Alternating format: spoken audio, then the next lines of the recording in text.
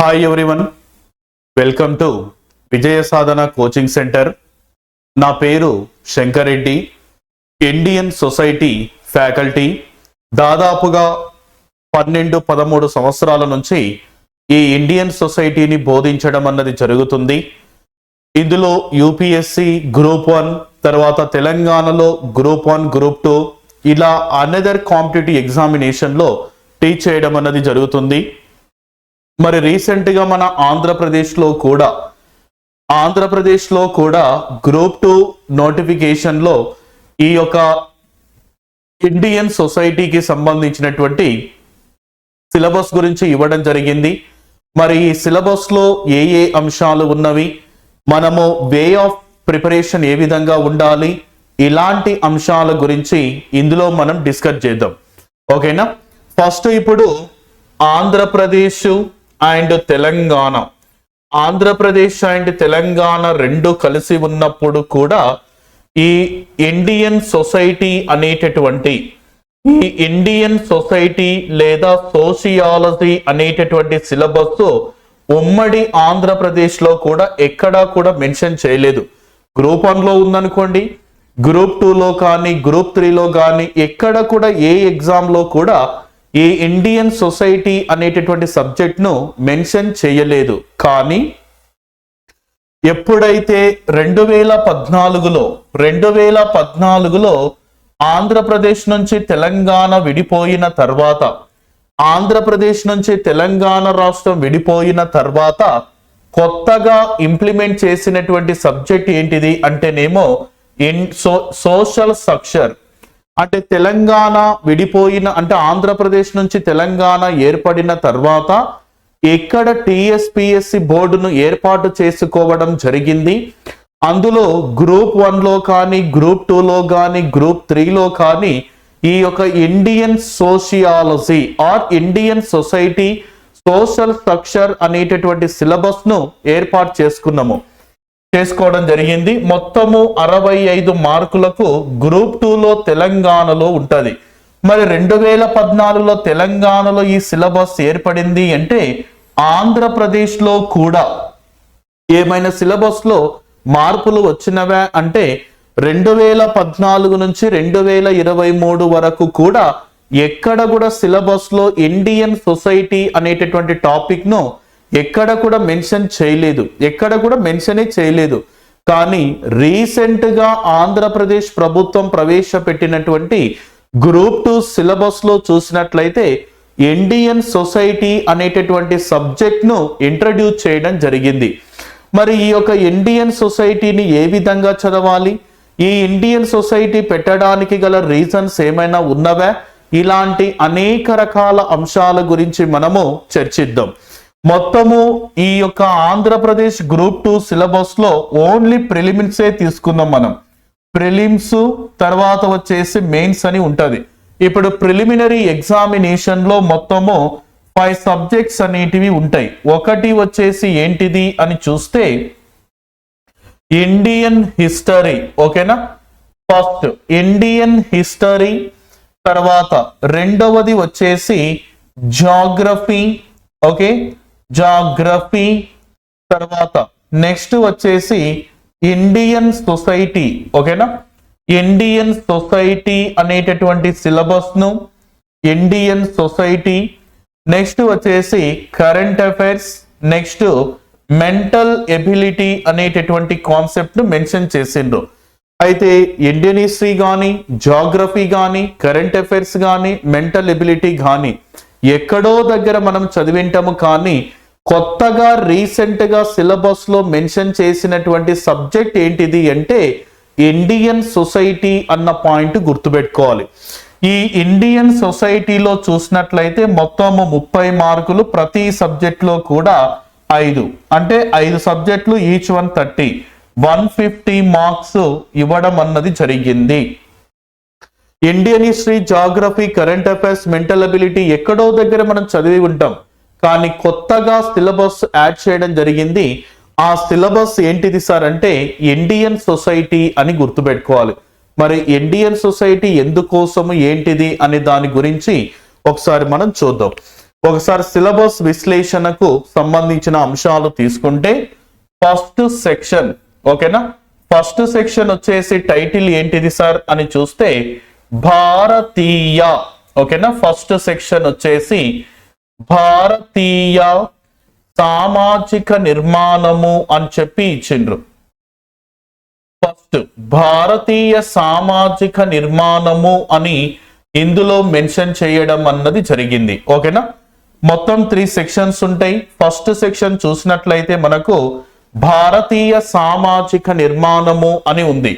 ఇందులో చూసినట్లయితే first topic వచ్చేసి ఏ విధంగా అని చూస్తే ఒకటి వచ్చేసి కుటుంబము, తర్వాత నెక్స్ట్ వచ్చేసి కులము, తర్వాత వివాహము, ఓకే, వివాహము, నెక్స్ట్ వచ్చేసి బంధుత్వము, వివాహము తర్వాత వచ్చేసి బంధుత్వము, నెక్స్ట్ మహిళలు,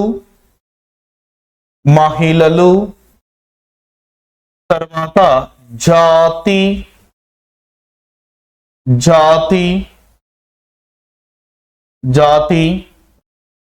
నెక్స్ట్ తెగలు, దీనికే మరొక పేరు గిరిజనులు. తర్వాత వచ్చేసి మతము, ఓకే, మొత్తము ఫస్ట్ సెక్షన్ లో 8 సబ్ టాపిక్స్ ఇవ్వడం అన్నది జరిగింది. ఓకేనా, భారతీయ సామాజిక నిర్మితి లేదా భారతీయ సామాజిక నిర్మాణము అనేటటువంటి దాంట్లో మొత్తము 8 సబ్ టాపిక్స్ ఇవ్వడం జరిగింది. ఓకేనా, మొత్తము 8 సబ్ టాపిక్స్ ఉన్నాయి. వీటి గురించి మనము ఒక్కొక్క దాని గురించి మనము చదవవలసి వస్తుంది. ఓకేనా, అయితే భారతీయ సామాజిక వ్యవస్థలో ఈ సిస్టమ్ ఏ విధంగా ఉంది అనే అంశాల గురించి చూస్తే ఇందులో భారతీయ సామాజిక నిర్మాణంలో చూస్తే ఫస్ట్ కుటుంబము, కులము, వివాహము, బంధుత్వం, మహిళలు, జాతి మరియు తెగలు, తర్వాత వచ్చేసి ఏంటిది అంటే మతము. దీని ఇంగ్లీష్ వర్షన్ తీసుకుంటే మనము ఫ్యామిలీ అని చెప్తున్నాం. తర్వాత వచ్చేసి ఏంటిది అంటేనేమో క్యాస్ట్, నెక్స్ట్ వచ్చేసి మ్యారేజ్, తర్వాత బంధుత్వాన్ని ఇంగ్లీష్ లో ఏమంటారు అంటే కిన్షిప్, తర్వాత మహిళలను ఇంగ్లీష్ లో ఉమెన్ అని, తర్వాత జాతిని ఏమని పిలుస్తారు అంటే ఎథ్నిసిటీ అని, తెగలను ఏమని పిలుస్తారు అంటే ట్రైబ్స్ అని, మతంను ఏమని పిలుస్తారు అంటే రిలీజియన్ అనేటటువంటి పదాలతో పిలుస్తారు. ఓకేనా, అంటే ఒక్కొక్క దాని గురించి భారతీయ సామాజిక వ్యవస్థలో కుటుంబం, మరి కుటుంబం యొక్క చారిత్రక నేపథ్యం ఏంటిది, మరి ఉమ్మడి కుటుంబాలు, న్యూక్లియర్ ఫ్యామిలీస్, తర్వాత అందులో ఉండేటటువంటి అంశాల గురించి మనం చదవాలి. International family day, international family year, ఇక్కడ మాతుల స్థానిక కుటుంబాలు, ద్విపార్శ్వ కుటుంబాలు, ద్వంద్వ వంశానుక్రమము, ఇలా అనేక రకాల అంశాల గురించి మనం ఇందులో చదవాల్సి వస్తుంది. నెక్స్ట్ కులము, మరి భారతీయ సామాజిక వ్యవస్థలో క్యాస్ట్ అనేటటువంటి పదము ఏంటిది అంటే మనకు ఎక్కడ మన ఇండియాలో ఆవిర్భవించింది అంటే పోర్చుగీస్ వారి వల్ల. ఇందులో ప్రాబల్య కులము అంటే ఏంటిది, కులానికి సంబంధించినటువంటి సిద్ధాంతాలు ఏ విధంగా ఉన్నవి, ఈ కులానికి సంబంధించినటువంటి నిర్వచనాలు ఏ విధంగా ఇవ్వడం జరిగింది, ప్రస్తుతము భారతదేశంలో కులాలు అంటే కులతత్వ రాజకీయ పార్టీలు ఏమి ఉన్నాయి, మమ్మల్ని కూడా కొన్ని కులాల వారిని వేరే వేరే కులంలోకి చేర్చాలని కొట్లాడుతున్నారు. ఇలాంటి అనేక రకాల అంశాల గురించి మనము ఇందులో చూద్దాం. నెక్స్ట్ వచ్చేసి వివాహం తీసుకుందాం. భారతీయ సామాజిక వ్యవస్థలో వివాహానికి సంబంధించినటువంటి డెఫినేషన్స్ ఏంటివి, వివాహ రూపాలు ఏంటివి, మరియు వివాహానికి సంబంధించినటువంటి లక్షణాలు ఏ విధంగా ఉన్నాయి, భారతీయ సామాజిక వ్యవస్థలో సామాన్య మానవుడి జీవన విధానంలో వివాహాల కంటే కూడా ఎవరి దాంట్లో సార్ అంటే గిరిజన జీవన విధానం మీదనే ఎక్కువగా వివాహ సిస్టమ్ అనేది డిపెండ్ అయి ఉంటుందని గుర్తుపెట్టుకోవాలి. నెక్స్ట్ వచ్చేసి బంధుత్వం. మరి కిన్షిప్ ఏ విధంగా ఉంది సార్ అంటే మనకు ప్రాథమిక బంధువులు 7, ద్వితీయ బంధువులు 33, ఎట్ ది సేమ్ టైం తృతీయ బంధువులు 151 వరకు ఉండడం అన్నది జరుగుతుంది.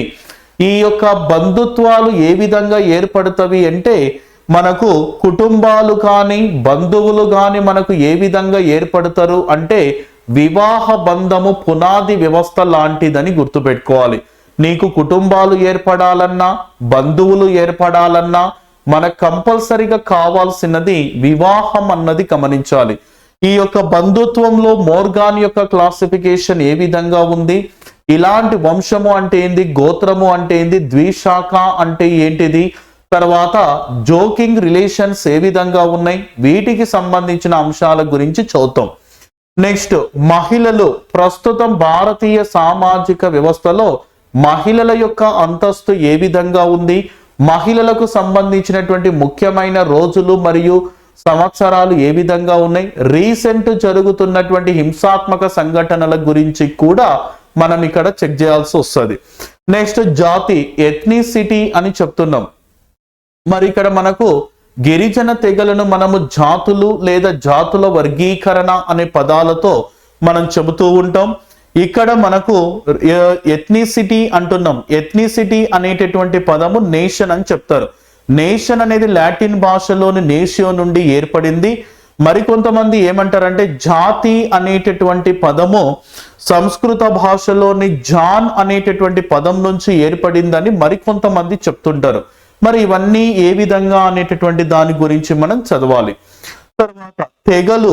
ఇంకా భారతీయ సామాజిక వ్యవస్థలో ప్రపంచంలో గిరిజనుల తెగల మీద రీసెర్చ్ చేసింది ఎవరు, ఇండియాలో గిరిజన తెగల మీద రీసెర్చ్ చేసింది ఎవరు, స్వాతంత్ర ఉద్యమం తర్వాత రీసెర్చ్ చేసిన పర్సన్స్ ఎవరు, మన ఆంధ్రప్రదేశ్లో గిరిజన తెగల మీద పరిశోధనలు చేసి నాకు అందమైన గిరిజన తెగలు యానాదీలు అని చెప్పిన పర్సన్స్ ఎవరున్నారు, ఈ గిరిజన తెగలు ఏ ఏ జిల్లాలో ఏ విధంగా ఉంది population, at the same time PVTG వర్గాలు అంటే ఏంటిది, ఎల్పి విద్యార్థి యొక్క వర్గీకరణ, గుహార్, రిస్లీ, రుగ్గిరి, హైడెన్, తర్వాత బీకే రాయ్ బర్మన్, ఇలా అనేక మంది యొక్క వర్గీకరణ విధానం గురించి ఇక్కడ మనము చదవవలసి వస్తాయి.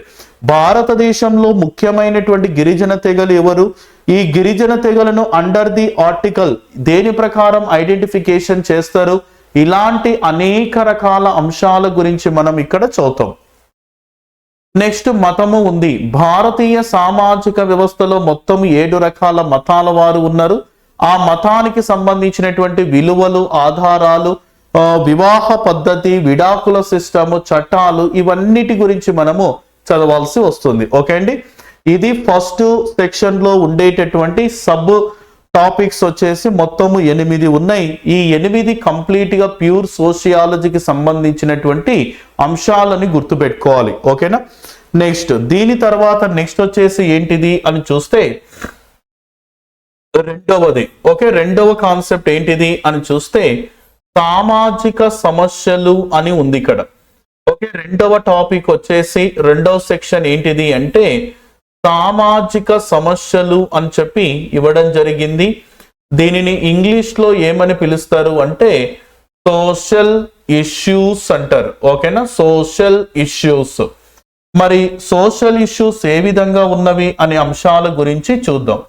ఇందులో చూసినట్లయితే ఫస్ట్ వన్ వచ్చేసి కులతత్వము అని చెప్పి ఇచ్చిండు. ఓకేనా, కులతత్వము.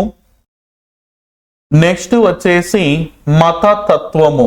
ఓకేనా, కులతత్వము, మతతత్వము. నెక్స్ట్ మూడవది వచ్చేసి ప్రాంతీయీకరణ అని ఉంది. ప్రాంతీయీకరణ లేదా దీనికే మరొక పేరు ప్రాంతీయ తత్వము లేదా ప్రాంతీయవాదము అని పిలుస్తారు. ప్రాంతీయ తత్వము లేదా ప్రాంతీయవాదము. తర్వాత మహిళలపై హింస నేరాలు. ఓకే, మహిళలపై హింస మహిళలపై హింస, తర్వాత వచ్చేసి నేరాలు. తర్వాత అనదర్ టాపిక్ చూస్తే అనదర్ టాపిక్ బాల కార్మికులు అని ఉంది. ఓకేనా, బాల కార్మికులు. మరి బాల కార్మికులు ఏంటిది అనే దాని గురించి చూద్దాం. తర్వాత బాలల దుర్వినియోగం, చైల్డ్ అబ్యూజ్, బాలల దుర్వినియోగము.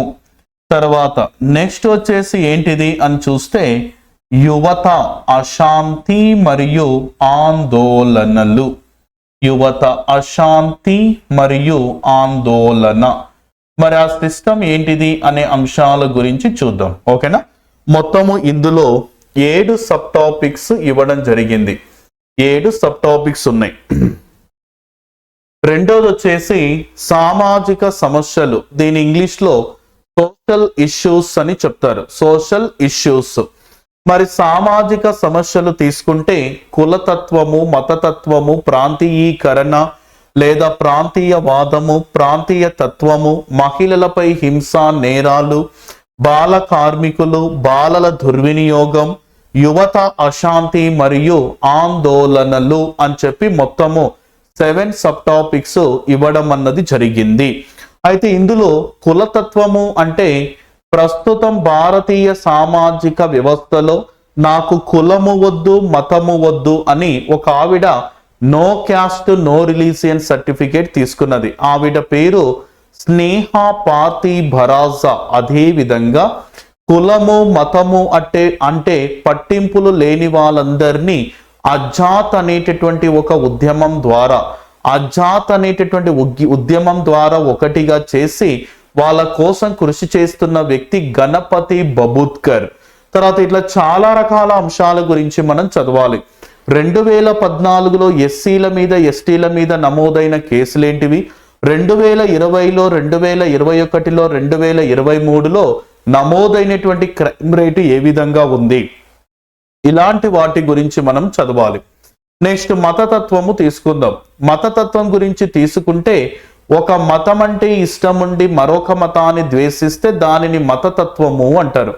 అంటే ఒక మతం అంటే ప్రేమ, అభిమానం కలిగి ఉండి వేరొక మతాన్ని ద్వేషిస్తే దానిని మతతత్వము అంటారు. ప్రస్తుతం భారతీయ సామాజిక వ్యవస్థలో చూస్తే ఈ హిందువుల మధ్య, ఇస్లాంల మధ్య విపరీతంగా మతతత్వ గొడవలు జరుగుతూనే ఉన్నాయి. మరి వాటికి సంబంధించినటువంటి కాన్సెప్ట్ ఏంటిది అన్న దాని గురించి చదవాలి. ఎక్కడ ఏ చిన్న గొడవ జరిగినా హిందువులు తర్వాత ఇస్లాంలు అలర్ట్ అవుతారు. రీజన్స్ ఏంటివి, తర్వాత హిందువులకు సిక్కులకు గొడవలు జరిగినవి, హిందువులకు ముస్లింలకు, హిందువులకు క్రైస్తవులకు కూడా గొడవలు జరిగినాయి. రీసెంట్ గా అయోధ్య రామ మందిర్ యొక్క తుది తీర్పు ఏ విధంగా ఇవ్వడం జరిగింది. 2.77 ఎకరాస్ ల్యాండ్ లో వాళ్ళు రామ జన్మభూమి ట్రస్ట్ వారు రామ మందిర్ను నిర్మించుకుంటున్నారు. 5 ఎకరాల భూమి తీసుకొని ముస్లింలు అక్కడ మసీదును కూడా ఏర్పాటు చేసుకోవడం జరుగుతుంది. ఆమ్నెస్టీ ఇంటర్నేషనల్ రిపోర్ట్ చెప్పినటువంటి కాన్సెప్ట్స్ ఏంటివి, ఇలాంటి అనేక రకాల అంశాల గురించి మనం ఇందులో చదవవలసి వస్తుంది. తర్వాత ప్రాంతీయీకరణ, ప్రాంతీయ ఉద్యమము అంటే ప్రస్తుతం భారతదేశంలో కొన్ని ప్రాంతాల వారు మాకు సపరేట్గా ప్రాంతం కావాలని కొన్ని గిరిజన తెగల వారు కూడా కొట్లాడుతున్నారు. ఇప్పుడు మణిపూర్లో కుకీ ల్యాండ్ అంటున్నారు. కుకీ అనేది ఎవరు, ఒక ట్రైబ్. అంటే ఇలా అనేక మంది అనేక రకాలుగా మాకు కూడా సపరేట్ స్టేట్ కావాలని, సపరేట్ రీజియన్ కావాలని వాళ్ళు కొట్లాడుతూనే ఉన్నారు. నెక్స్ట్ మహిళలపై హింస, నేరాలు. ప్రస్తుతము నేరం జరిగింది ఎక్కడ అంటేనేమో దిశకు సంబంధించినటువంటి అంశము. తెలంగాణలో దిశకు సంబంధించినటువంటి కేసు, ఇక్కడ అత్యాచారం జరిగింది. కానీ ఆంధ్రప్రదేశ్లో చట్టాలు కూడా చేయడం జరిగింది. మరి దిశ కావచ్చు, నిర్భయ కావచ్చు, రీసెంట్ గా ఉండేటటువంటి మహిళలపై హింసాత్మకమైనటువంటి సంఘటనలు ఏ విధంగా ఉన్నాయి, ఇలాంటి అంశాల గురించి, వాళ్ళకు సంబంధించినటువంటి కొన్ని రకాలైనటువంటి రిపోర్ట్స్ గురించి, మహిళల పత్రికలు, స్త్రీ పురస్కార్, ప్రెజెంట్ గా వచ్చేసి 33% రిజర్వేషన్స్, వీటన్నిటి గురించి ఇందులో చదవాలి. బాల కార్మికులు, చైల్డ్ లేబర్స్ అని చెప్తున్నాం. బాల కార్మికులు మరి బాల కార్మికులకు సంబంధించినటువంటి దాంట్లో ప్రపంచంలోనే అత్యధికంగా బాల కార్మికులు ఉన్నటువంటి దేశం ఏది అంటే మన ఇండియానే. ప్రపంచంలోనే అత్యధికంగా బాల కార్మికులు ఉన్న దేశం ఇండియా. మరి ఈ ఇండియాలో ఏ దాంట్లో బాల కార్మికులు ఎక్కువగా ఉన్నారు అంటేనేమో మనకు ఉత్తరప్రదేశ్ రాష్ట్రం తీసుకుంటాం. ఓకేనా. బాల కార్మికులు అధికంగా కనబడేటటువంటి ప్రాంతం ఏది అంటే శివకాశి అని చెప్తారు. శివకాశి, తమిళనాడు. బాల కార్మికులు కలిగినటువంటి ఎక్కువ బాల కార్మికులు ఉన్న మతం ఏది అంటే ఇస్లాం రిలీజియన్. ఓకే, వీటికి సంబంధించినవి. ప్రెసెంట్ బాలల మీద ఏ విధమైనటువంటి దుర్వినియోగం, వాళ్ళ ఏజ్ ఏంటిది, తర్వాత వాళ్ళను ఏ విధమైనటువంటి హింసాత్మక సంఘటనలకు వివిధ రకాల పనులకు ఉపయోగించుకుంటున్నారు, అదే విధంగా వాళ్ళ మీద నమోదైనటువంటి కేసుల వివరాలు, ఇలాంటి వాటి గురించి మనం చదవాలి. యువత అశాంతి మరియు ఆందోళన. ప్రెసెంట్ గా భారతీయ సామాజిక వ్యవస్థలో యువత ఏ విధంగా ఆందోళనకు గురవుతున్నారు, ఎందుకోసం అంటే చదివిన చదువుకు ఉపాధి దొరకకపోవడం, కొంతమంది రాజకీయ నాయకులు కూడా అంటే రాజకీయ నాయకుల దగ్గర చెప్పు చేతుల్లో ఉండడం, రాజకీయాలకు లాగడము, ఇలా అనేక రకాల అంశాలు యువతను తప్పుదోవ పట్టిస్తున్నవని చెప్తారు. ILO కానీ, యూనిసెఫ్ కానీ, తర్వాత NSSO కానీ, తర్వాత వచ్చేసి వీళ్ళందరూ కూడా యువతకు సంబంధించినటువంటి డెఫినేషన్స్ ని ప్రొవైడ్ చేయడం జరిగింది. అవన్నీ ఏంటివో కూడా మనం చూద్దాం. ఇది సెకండ్ సెక్షన్ కు సంబంధించినటువంటి విధి విధానాలు. నెక్స్ట్ థర్డ్ సెక్షన్ తీసుకుందాం. థర్డ్ సెక్షన్, మరి థర్డ్ సెక్షన్ వచ్చేసి ఏంటిది అని చూస్తే సంక్షేమ యంత్రాంగము అని ఉంది. ఓకే, థర్డ్ సెక్షన్ వచ్చేసి ఏంటిది అంటేనేమో సంక్షేమ యంత్రాంగము. మరి సంక్షేమ యంత్రాంగము దీనిని ఇంగ్లీష్ లో ఏమంటారు అంటే వెల్ఫేర్ మెకానిజం అనే పదాలతో పిలుస్తారు. ఓకేనా, వెల్ఫేర్ మెకానిజం అంటారు. ఇందులో మనం చూసినట్లయితే పాలసీస్ SC, తర్వాత ST, నెక్స్ట్ వచ్చేసి OBC, తర్వాత వచ్చేసి మైనారిటీ, తర్వాత పిల్లలు, తర్వాత వచ్చేసి వికలాంగులు. ఓకే, వికలాంగులు, పిల్లలు, వికలాంగులు, నెక్స్ట్ వచ్చేసి మహిళలు. వీళ్ళకు సంబంధించిన రాజ్యాంగబద్ధమైనటువంటి అంశాల గురించి చదవాలి. అదే విధంగా పబ్లిక్ పాలసీలు అంటున్నాం. మరి ఈ పబ్లిక్ పాలసీలకు సంబంధించినటువంటి అంశాల గురించి కూడా చదవాలి. ఓకేనా, ఇవి వీటికి సంబంధించినటువంటి syllabus. SC commission, ST commission, OBC commissions అది ఏ విధంగా నియమిస్తారు, వాళ్ళకు అభివృద్ధికి సంబంధించినటువంటి పాలసీస్ ఏంటివి, సెంట్రల్ స్టేట్ గవర్నమెంట్ ఏర్పాటు చేసినటువంటి డెవలప్మెంట్ కోసం ఏర్పాటు చేసినటువంటి అంశాల గురించి ఇవన్నీ కూడా మనం చదవాల్సి వస్తుంది. ఓకేనా, ఇది దీనికి సంబంధించినటువంటి అంశాలు. అంటే మొత్తము వచ్చేసి 3 సెక్షన్స్ ఇవ్వడం జరిగింది. ఆ సెక్షన్స్ ఏంటివి అనేటటువంటి అంశాల గురించి మనం చూసినాం. ఇప్పుడు ఇంట్రడక్షన్ టు సోషియాలజీ కింద వెళ్దాం. ఓకేనా, మరి అవి ఏంటివి అనేటటువంటి అంశాల గురించి ఒకసారి మనం చూద్దాం. ఇప్పుడు భారతీయ సామాజిక నిర్మాణము, భారతీయ సామాజిక వ్యవస్థకు సంబంధించిన ఇంట్రడక్షన్ టు సోషియాలజీ, అసలు సమాజ శాస్త్రం అంటే ఏంటిది, అందులో ఏంటిది అనేటటువంటి అంశాల గురించి ఒకసారి మనం చూద్దాం. ఓకేనా, సమాజ శాస్త్రం.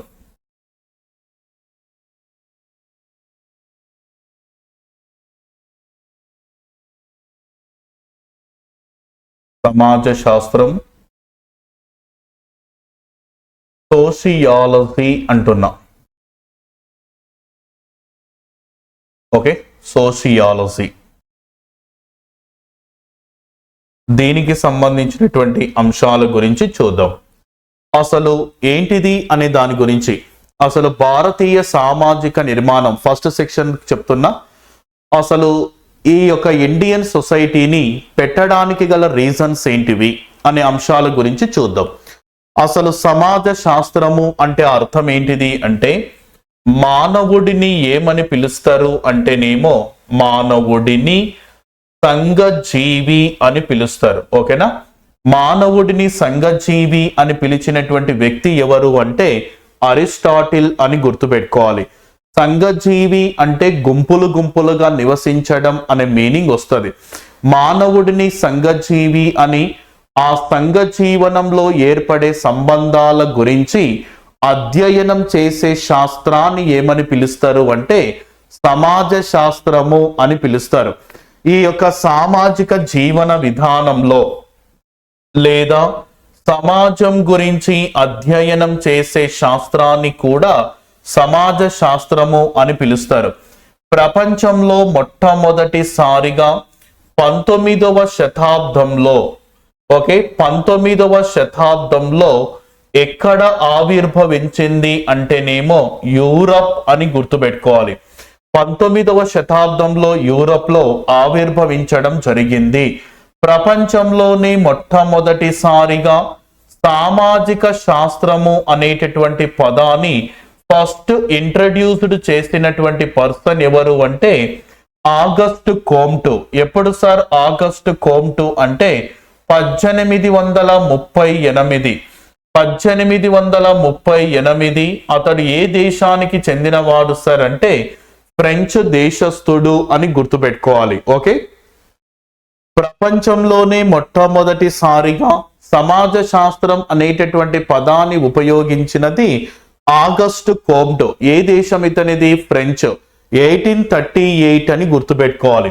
అయితే ఇక్కడ ఆగస్ట్ కాంప్టును ఏమని పిలుస్తారు అని ఒకసారి మనం చూస్తే ఫాదర్ ఆఫ్ వరల్డ్.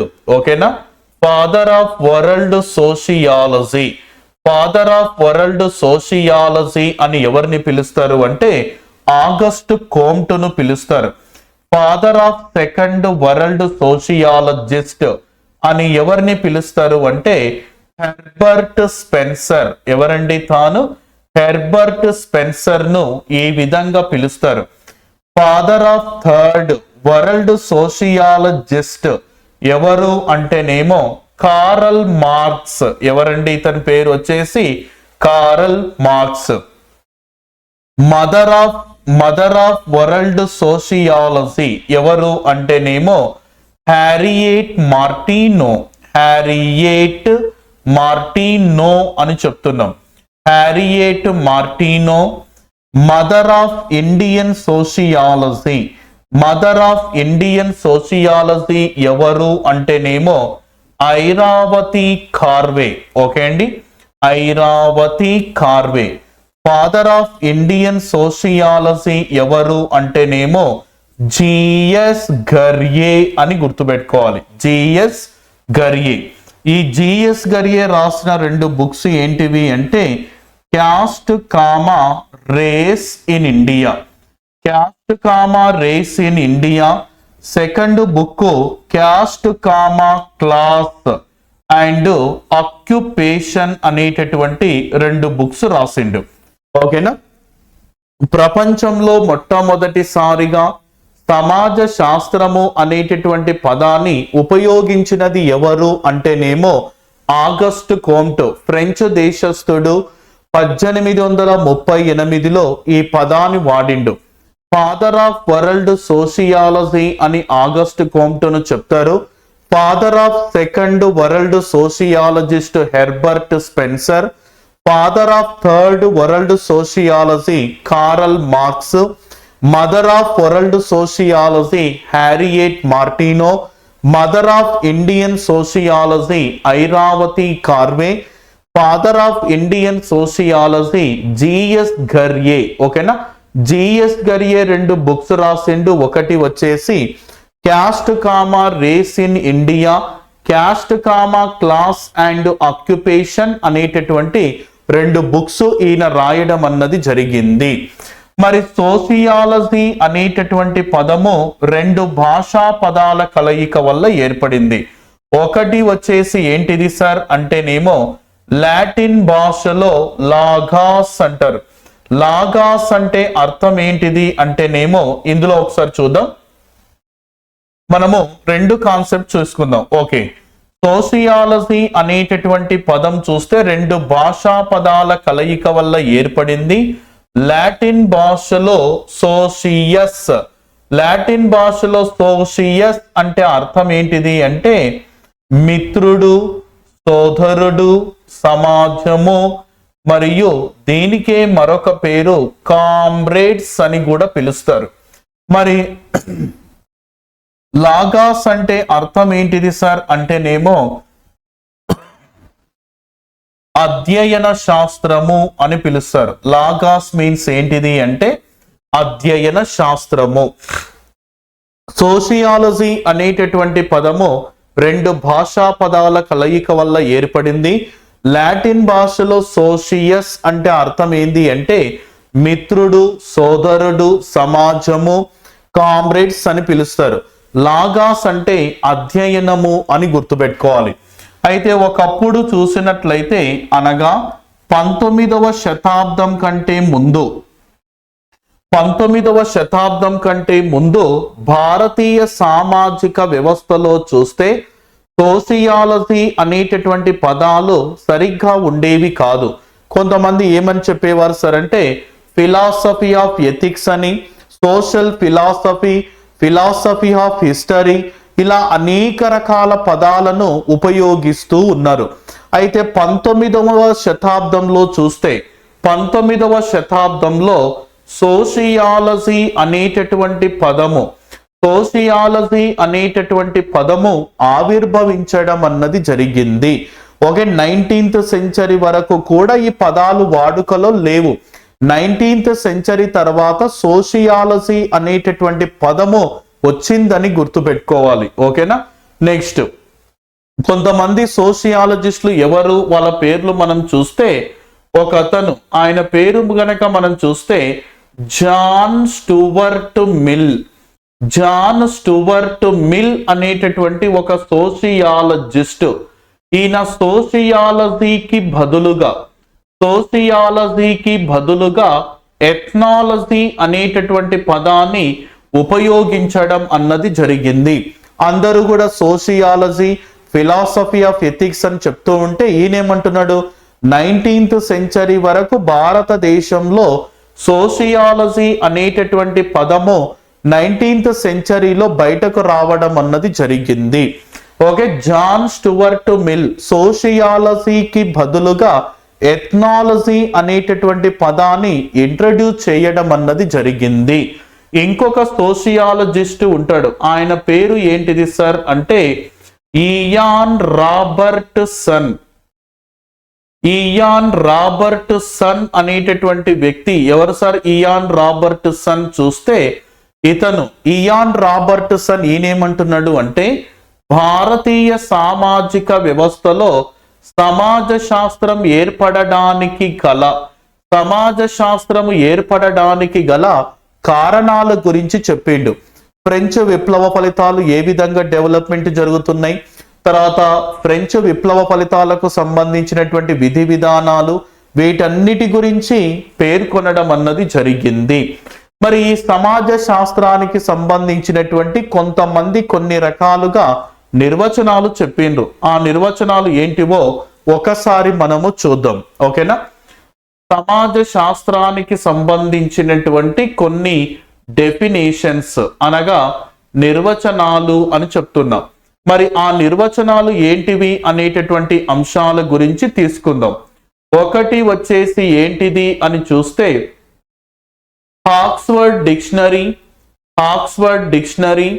తర్వాత William Graham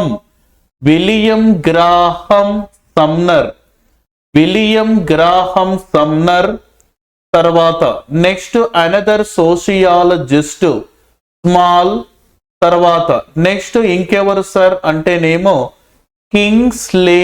okay, Kingsley Davis. తర్వాత ఇంకొక సోషియాలజిస్ట్ ఎవరు సార్ అంటేనేమో Marshall James.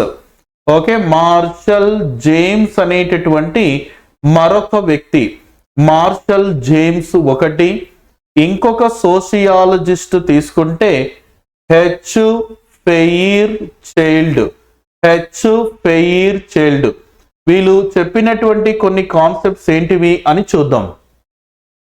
Okay, Oxford dictionary, William Graham Sumner, Small, Kingsley Davis, Marshall James and H fair child.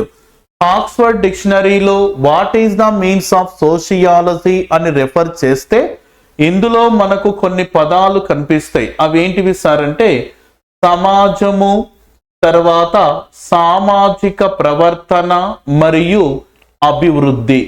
సమాజము, సామాజిక ప్రవర్తన, అభివృద్ధి గురించి అధ్యయనం చేసేటటువంటి శాస్త్రాన్ని ఏమని పిలుస్తారు అంటే సమాజ శాస్త్రము అంటారని ఆక్స్ఫర్డ్ డిక్షనరీలో మెన్షన్ చేయడం జరిగింది. Next, William Graham Sumner, Small, Kingsley Davis ముగ్గురు ఉన్నారు కదా. ఈ ముగ్గురు చెప్పినటువంటి కాన్సెప్ట్ ఏంటిది అంటేనేమో సమాజం గురించి అధ్యయనం చేసేటటువంటి శాస్త్రమే సమాజ శాస్త్రము అని వీరు మెన్షన్ చేసిండ్రు. మార్షల్ జేమ్స్ వీళ్ళు చెప్పిన విషయం ఏంది అంటే మానవుడి గురించి, ఓకేనా, మానవుడి గురించి అధ్యయనం చేసేటటువంటి శాస్త్రాన్ని సమాజ శాస్త్రము అని పేర్కొన్నారు. హెచ్ ఫెయిర్ చైల్డ్ మానవుడికి మరియు పరిసరాలకు మధ్య ఉండేటటువంటి సంబంధమే సమాజ శాస్త్రము అని ఎవరు మెన్షన్ చేసింది ఇక్కడ? హెచ్ ఫెయిర్ చైల్డ్ అని గుర్తుపెట్టుకోవాలి. ఓకేనా, ఇవి మొత్తము 6 అంశాలు. ఆక్స్ఫర్డ్ డిక్షనరీ సమాజము, సామాజిక ప్రవర్తన, అభివృద్ధికి సంబంధించిన అంశాల గురించి రెఫర్ చేస్తుంది.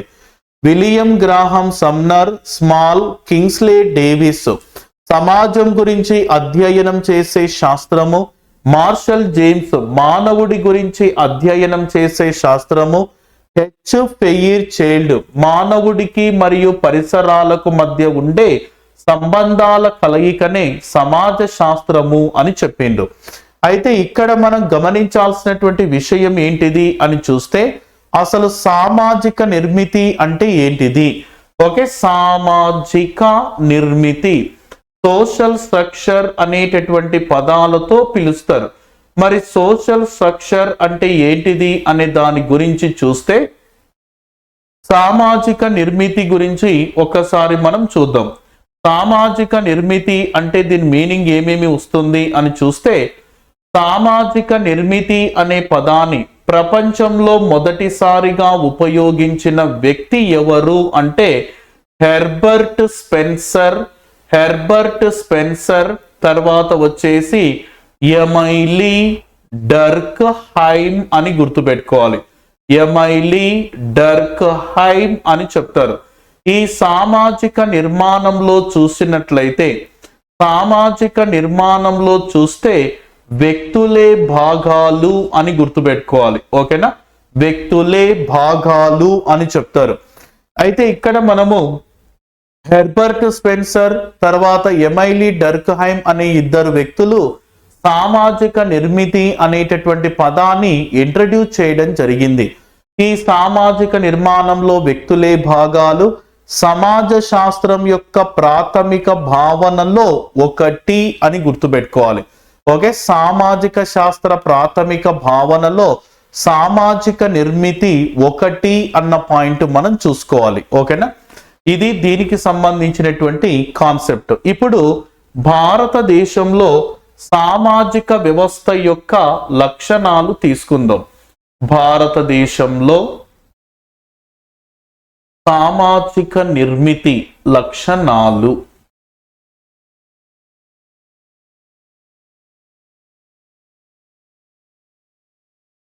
భారతదేశంలో సామాజిక వ్యవస్థ యొక్క లేదా సామాజిక నిర్మితికి సంబంధించినటువంటి లక్షణాల గురించి చూద్దాం.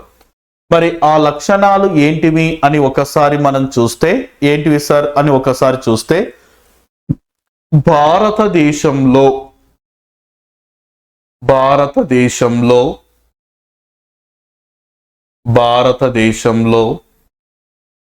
ప్రజల జీవన విధానం, ప్రజల జీవన విధానం, వారు నివసించేటటువంటి భౌగోళిక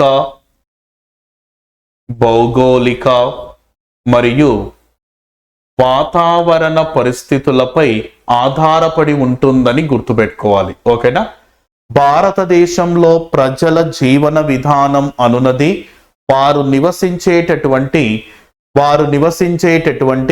భౌగోళిక వాతావరణ పరిస్థితులపై ఆధారపడి ఉంటుందని గుర్తుపెట్టుకోవాలి. అయితే ఇక్కడ మనం గమనించాల్సినటువంటి విషయం ఏంటి అంటే, ఒక్కొక్కరు తమకు నచ్చిన ప్రాంతంలో, ఒక్కొక్కరు తమకు అనుకూలమైనటువంటి విధి విధానాల దగ్గర నివసించడం జరుగుతుంది. అయితే నల్లమల ఫారెస్ట్ ఏరియాలో ఉండేటటువంటి చెంచులు ఇక్కడ మనము ఆ ప్రాంతం దగ్గరికి, వాళ్ళని ఈ ప్రాంతం దగ్గరికి తీసుకురావడం, ఇక్కడ జీవించడం అనేది అసాధ్యం అని చెప్తారు. అందుకే భారతీయ సామాజిక వ్యవస్థలో ప్రజల జీవన విధానము అనున్నది వారు నివసించేటటువంటి భౌగోళిక వాతావరణ పరిస్థితులపై ఆధారపడి ఉంటుంది అని గుర్తుపెట్టుకోవాలి. ఓకేనా? నెక్స్ట్ రెండవది వచ్చేసి ఏంటిది అని చూస్తే, భారతదేశంలో అంటే భారతీయ సామాజిక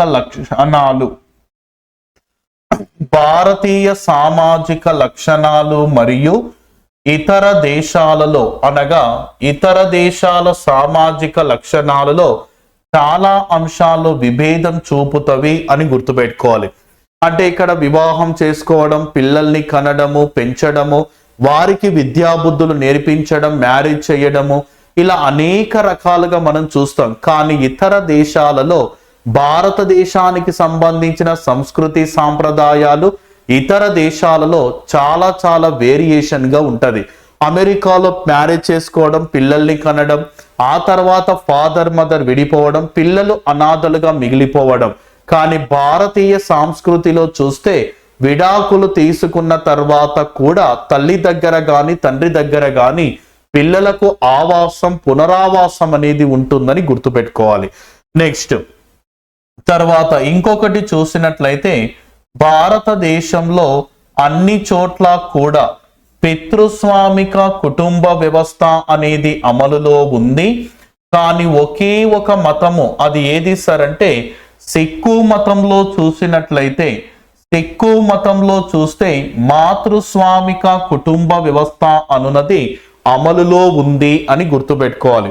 ప్రస్తుతం 2011 జనాభా లెక్కల ప్రకారం తీసుకుంటే 2011 జనాభా లెక్కల ప్రకారం తీసుకుంటే భారతదేశంలో మొత్తము 7 మతాల జనాభా వివరాలు ఇచ్చిండ్రు. అందులో 7 మతాలు ఏంటివి అని చూస్తే, ఒకటి వచ్చేసి భారతదేశంలో ఆ 7 మతాలు ఏంటివి అని ఒకసారి మనం చూస్తే, ఒకటి వచ్చేసి హిందువులు. ఒకటి వచ్చేసి హిందువులు. తర్వాత రెండవది వచ్చేసి ఇస్లాంలు, 2 ఇస్లాంలు. నెక్స్ట్ మూడవది వచ్చేసి క్రైస్తవులు. నెక్స్ట్ 4 సిక్కు మతము. తర్వాత వచ్చేసి బౌద్ధ మతము. తర్వాత జైన మతము. తర్వాత 7వది వచ్చేసి పార్సీ మతము అని చెప్పి మొత్తము 7 మతాల గురించి చెప్పినాం. హిందువులు, ఇస్లాంలు, క్రైస్తవులు, సిక్కులు, బౌద్ధులు, జైనులు, తర్వాత వచ్చేసి పార్సీ మతము. హిందువుల యొక్క పవిత్రమైనటువంటి మత గ్రంథం ఏంటిది అంటే భగవద్గీత అని చెప్తాం. హిందూ మతం ఏర్పడడానికి ప్రధానంగా కారణం ఏంటిది అంటే వేదాలు అని చెప్తారు. అంటే హిందూ మతం ఫలానా వ్యక్తి ఏర్పాటు చేసింది అని ఎక్కడ కూడా మెన్షన్ చేయలేదు. హిందువుల యొక్క మత గ్రంథం ఏంటిది అంటేనేమో భగవద్గీత. హిందూ మతం ఏర్పడడానికి ప్రధానంగా రీజన్ ఏంటిది అంటే వేదాలు. It causes of the Vedas అని గుర్తుపెట్టుకోవాలి. ఇస్లాం మత గ్రంథం చూస్తే ఖురాన్, మరి ఫౌండర్ ఎవరు సార్ అంటేనేమో మహమ్మద్ ప్రవక్త. నెక్స్ట్ క్రైస్తవులు చూసినట్లయితే వీరి యొక్క మత గ్రంథం ఏంటిది అంటే బైబిల్. క్రైస్తవ మత గ్రంథం వచ్చేసి బైబిల్. ఫౌండర్ ఎవరు సార్ అంటేనేమో యేసు క్రీస్తు. సిక్కు మత గ్రంథం ఏంటిది అంటే శ్రీ ఆది గురు గ్రంథ్ అని చెప్తారు. శ్రీ ఆది గురు గ్రంథ్. ఓకే, శ్రీ ఆది గురు గ్రంథ్. మరి సిక్కు మత గ్రంథం వచ్చేసి ఫౌండర్ ఎవరు సార్, ఫౌండర్ ఎవరు అని చూస్తే గురు నానక్ అని చెప్తారు. బౌద్ధ మత గ్రంథం వచ్చేసి త్రిపీఠకాలు. ఓకేనా, త్రిపీఠకాలు అని చెప్తున్నాం. మరి ఫౌండర్ ఎవరు సార్ అంటేనేమో గౌతమ బుద్ధుడు అని గుర్తుపెట్టుకోవాలి, గౌతమ బుద్ధుడు. జైన మత గ్రంథం వచ్చేసి అంగాలు లేదా పూర్వాలు అని చెప్తారు. వర్తమాన మహావీరుడు. ఓకేనా. పార్సీ మత గ్రంథం వచ్చేసి జెండా అవెస్తా. పార్సీ మత గ్రంథం వచ్చేసి జెండా అవెస్తా. ఫౌండర్ వచ్చేసి ఎవరు సార్ అంటేనేమో జరాతృష్ట అని గుర్తుపెట్టుకోవాలి. ఎవరండి ఇతను? జరాతృష్ట.